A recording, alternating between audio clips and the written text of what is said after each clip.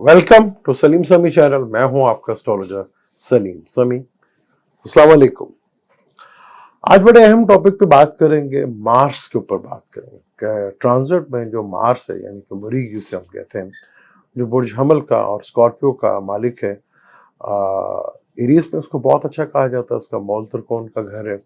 और स्कॉर्पियो में कहीं ना कहीं इसको ज्यादा अच्छा नहीं समझा जाता। और कैंसर में बैठा हुआ है, नीच का बैठा हुआ है, एक्शन से भरपूर होता है और लड़ाई झगड़े का कारक भी है।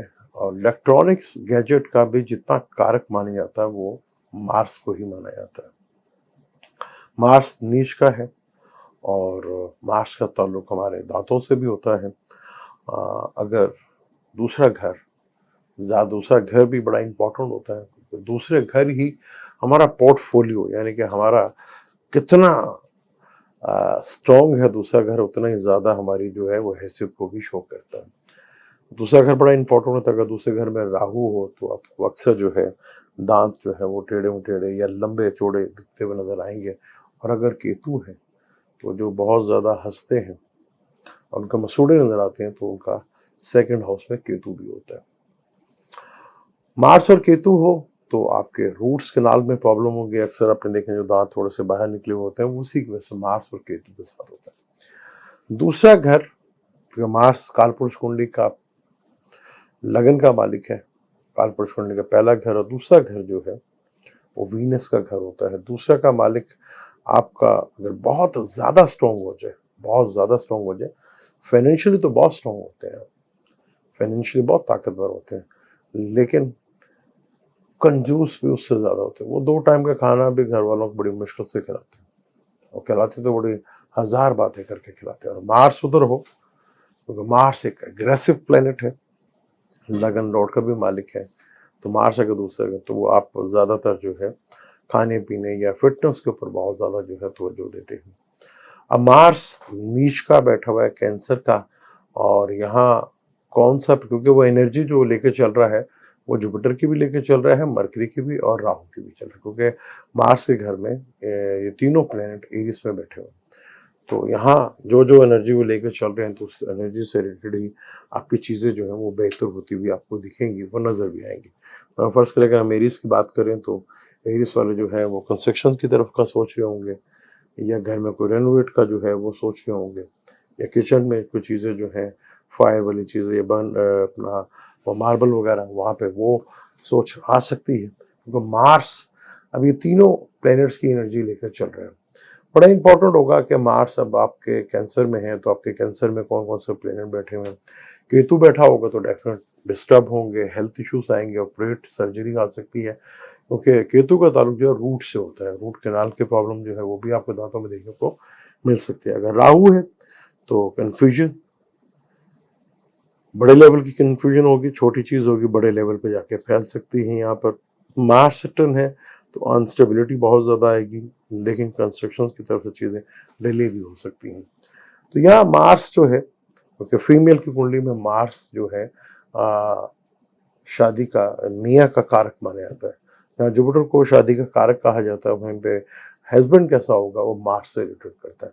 मार्स किस तरह बैठा है, कैसा बैठा हुआ है, उसको मार्स से ही रिलेटेड देखा जाता है। और सेकंड हाउस भी बड़ा इंपॉर्टेंट होता है कि आपकी वेल्थ किस तरह होगी। वो सेकंड का लॉर्ड जो है वो ज़्यादा बताएगा। अगर सेकंड का लॉर्ड अगर 6, 8, 12 में बैठा हुआ है और नहस के साथ बैठा है, तो बंदा जो है बहुत कम जो है अपना ही गुजारा कर ले तो बड़ी बात होती है, दूसरे को उसने क्या देना। और अगर यही सेकंड हाउस का मालिक अच्छा बैठा हो, एग्जॉल्टेड का बैठा हो, मूल त्रिकोण का बैठा हो और अच्छे प्लैनेट देखते हो, तो वो जहाँ जहाँ अपने आप को अपनी फैमिली को अपने आप को स्ट्रॉन्ग करता है, उससे बहुत से लोगों को भी ज़्यादा स्ट्रॉन्ग वो रखता है। तो दूसरा घर का जो मालिक है वो जितना ज़्यादा स्ट्रॉन्ग होगा उतना ही ज़्यादा जो है वो आपके लिए बेहतर हो। लेकिन उसके साथ आठवां घर भी बड़ा इंपॉर्टेंट हो जाता है, क्योंकि दूसरा से जो आठवां घर बनता है वो स्कॉर्पियो का बनता है। यानी कि खर्चे निकलने का भी चीज़ है कि जुड़ता जाए पैसे। आपने कही एक से देखेंगे जो पैसे तो बहुत जोड़ते हैं, बहुत जायदाद बना लेते हैं, लेकिन उनके कपड़ों से या उनके खाने पीने से आपको लगता नहीं है कि ये इतने अमीर होंगे, क्योंकि पैसा वो निकलता नहीं वहाँ से। और जितना आपका दूसरे घर का मालिक अच्छी कंडीशन में होगा, एग्जॉल्टेड होगा या मोल्तर-कौन में होगा या अपने दोस्त के घर में होगा और अच्छे प्लान देखते होंगे तो चीज़ें काफ़ी हद तक आपके लिए बेहतर होती हैं। और अगर दूसरे का मालिक 6, 8, 12 में या नहस के साथ, केतु के साथ, तो अक्सर वो देखें कि केतु के साथ नहस बैठा हो और आपका पैसा उस जगह फँस जाता है, जहाँ आप वो पैसा लगा के बुरी तरह डूब जाते हैं यहाँ पर। अगर केतु अच्छा बैठा हो और अच्छे प्लान की दिशा चल रही हो और उसको दूसरे का मालिक के साथ हो, तो ऐसी-ऐसी जगह से आपको पैसा मिलता है जहाँ आप सोच भी नहीं सकते। दूसरे का मालिक तीसरे घर में हो तो कम्युनिकेशन के थ्रू आप पैसा बहुत ज़्यादा कमाते हैं, कम्युनिकेशन के थ्रू आप चीज़ों को बनाते हैं, कम्युनिकेशन के थ्रू आप चीज़ों को लेकर चलते हैं। शॉर्ट ट्रैवल से आप पैसा बनाते हैं, उससे थ्रू आपको पैसा मिलता है।